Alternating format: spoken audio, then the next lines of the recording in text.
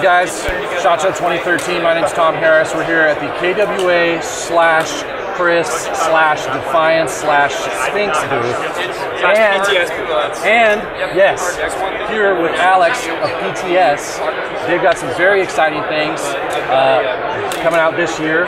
Alex is going to tell us about. Alex, first off, can you start us off? What do you have here? All right, so everyone's seen the PTR series. That's cross-collaboration between Magpul, PTS, and also KWA.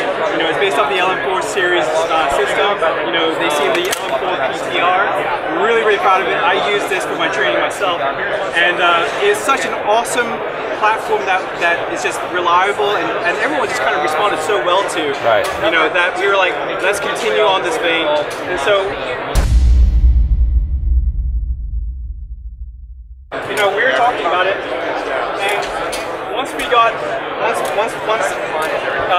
started talking more about it, we have the Mega Arms licensing. Yes. And you know, when we first saw the line drawings for the Mega, their tolerances were so tight, and just external tolerances were just so tight. We realized we really needed to up our game.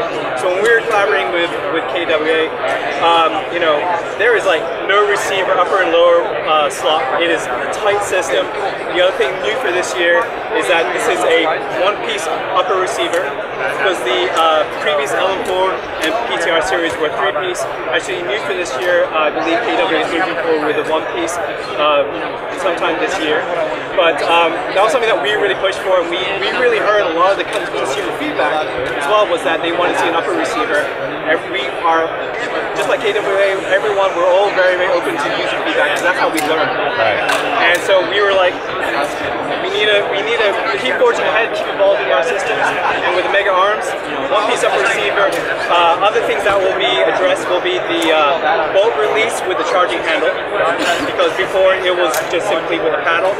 That's something that, you know, in terms of manual arms, was really, really important. When I was saying, let's look at how like a real AR-15 works. The slack on the first stage of the trigger will be addressed by the time this releases. Awesome. And may I just take this from absolutely, you? please do. Over it. It's going to be a hard anodized upper and lower receiver coating. So it's really, we're really upping our game. You know, KWA did a really incredible job listening to feedback from both us and from the consumer. You know, we just really wanted to make sure that people feel like we are trying to present to them a real training tool. Right. And just to cover some of the other areas, I don't know if this is the Rainier Right, arms? so this is a Rainier Arms, which is derived from the Samsung rail system. This is exclusive to PTS. Now, right now, this is Rainier Arms. Whether or not it's going to be when it goes to production, still Rainier Arms is going to be up for debate. Obviously, right now, Mega had been making monolithic uppers for a really long time. LMT had a patent that finally passed through.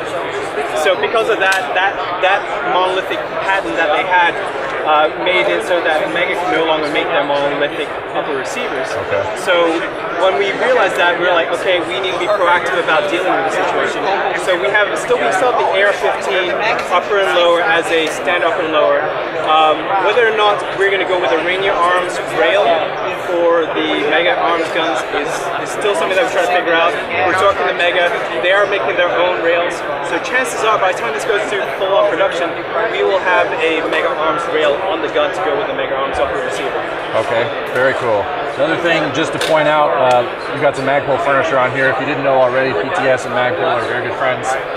Very good friends. And so we can probably expect to see this, at least a little bit of For the Mega furniture. Arms guns, I would definitely say that we'll probably see some type of Magpul PTS type stock handguard. Oh no, sorry, not handguard, but stock and pistol grip. Whether or not it will come with sights is still to be debated. Like what we see is a lot of users, they like the idea of having no sights because everyone has sights. You know, everyone has a ton of them. So whether or not it's going to continue to have those sights, the MBUS sights, or we'll have maybe something that is by Mega themselves, we're trying to figure that out. Sure.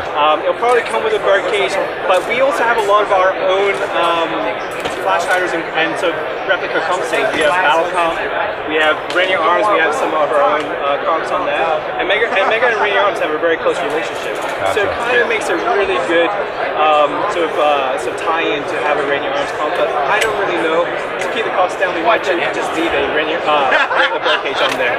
Okay. Well, either way, it's still going to be an awesome gun. We're really excited about this.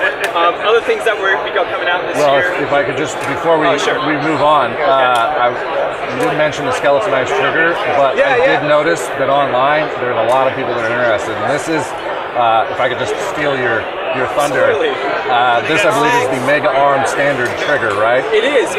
It's not just a regular. I don't know how long Mega Arms were trigger. making the skeletonized trigger for, but you know, like within the last year, I have seen it on their site. It is standard for the AR-15 type guns. It's a very, very nice looking trigger. I don't know if there's much functionality beyond the aesthetics, but we definitely want to make sure that by the time it goes to production, the reset for me when I'm using a two-stage trigger, kind of like what these LM4 type, TTR type triggers are, I need to be able to know when my trigger is going to break, but also need to know how to take up the slack on that trigger. Right.